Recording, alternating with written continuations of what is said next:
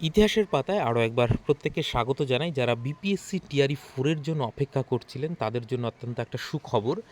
বিহারের বিধানসভায় দাঁড়িয়ে বিহারের মুখ্যমন্ত্রী টিআরই 4 এবং 5-এর কথা কিন্তু বলেছেন। কি বলেছেন আপনারা নিজে কানেই শুনুন, তারপরে আমি বিষয়টা আরেকটু ক্ল্যারিফাই করছি।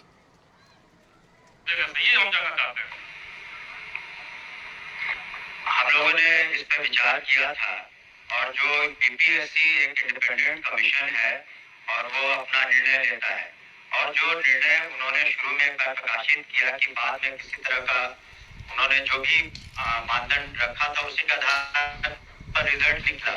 बहुत से ऐसे एग्जाम होते हैं जिसमें सप्लीमेंट्री नहीं निकलता है, तो इसमें तत्काल कोई सप्लीमेंट्री हम लोग की मांग की रिजल्ट दिया है जो उसमें तो अभी और भी उसमें मई महीने तक आपको बता दें, मई तक आपको चौथा पांचवा भी होने वाला है, तो चौथा भी होगा, तो बाकी में होगा, लेकिन अभी तत्काल इस पर विचार नहीं कर रहे।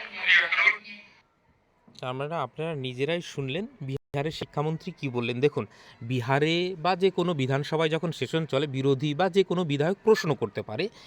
ইনি যে বিধায়ক, তিনি প্রশ্ন করেছিলেন যে টিআরই 3-তে যেহেতু মাল্টিপল রেজাল্টের জন্য এক ব্যক্তি একাধিক জায়গায় চাকরি পেয়েছে, তাহলে সাপ্লিমেন্টারি রেজাল্টটা কেন দেওয়া হবে না। তিনি একটা কমিশনের কথা বললেন যে তারা ইন্ডিপেন্ডেন্টভাবে সিদ্ধান্ত নেয়, এবং সেখানে আমিও জানি যে রোস্টারের বিভিন্ন বিষয় আছে, আরও অনেক কিছু বলেছে।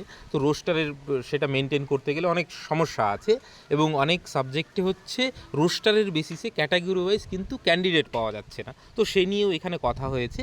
তো তাহলে কি দাঁড়ালো যে সাপ্লিমেন্টারি রেজাল্ট কিন্তু দেবে না মানে কি, এই যে 87,000 বলুন বা টিআরই 2-তে যা ফাঁকা থেকে গেছে, দেখুন 87,000-এর মধ্যে 51,000-এর হয়েছে, চাকরি হয়েছে, তারপরে আরও কিছু হবে। তো সব মিলিয়ে মাল্টিপল রেজাল্ট নিয়ে 50,000, 45 থেকে 50,000-এর ওপর চাকরি হবে না, মানে অরিজিনাল চাকরি যেটা।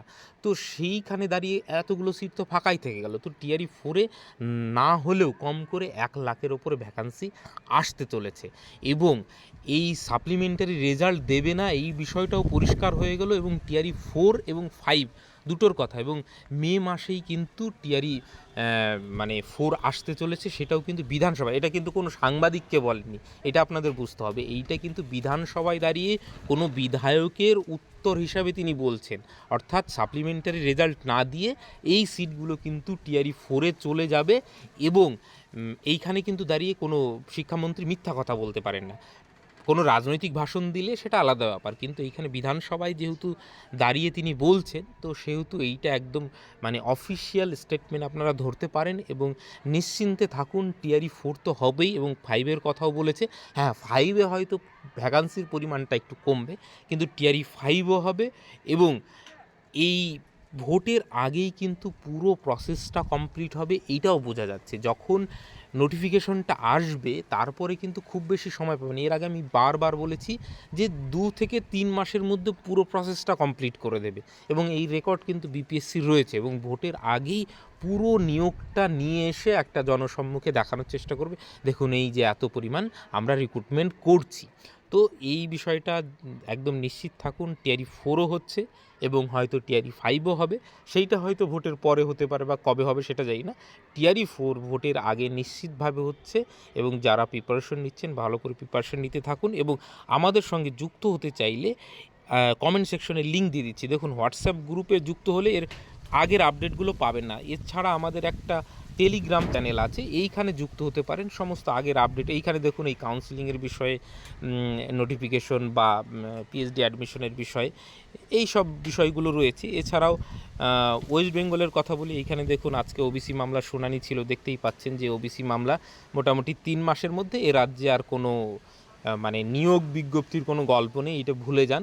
অতএব এ রাজ্যের কথা বাদ দিন। টিআরই 4 হচ্ছে, বা ওইখানে পুলিশ রিক্রুটমেন্ট বা অন্য যে কোনো দপ্তরে সে যে কটাই সিট থাকে, আপনি যদি যোগ্য হন আপনি অ্যাপ্লাই করুন। বিহারে জেনুইনভাবে চাকরি হচ্ছে বা আদার স্টেটে হচ্ছে, সেখানে ট্রাই করুন, অনেক বেটার ওয়েস্ট বেঙ্গলের শুধুমাত্র ওয়েস্ট বেঙ্গলের আশায় বসে না থেকে।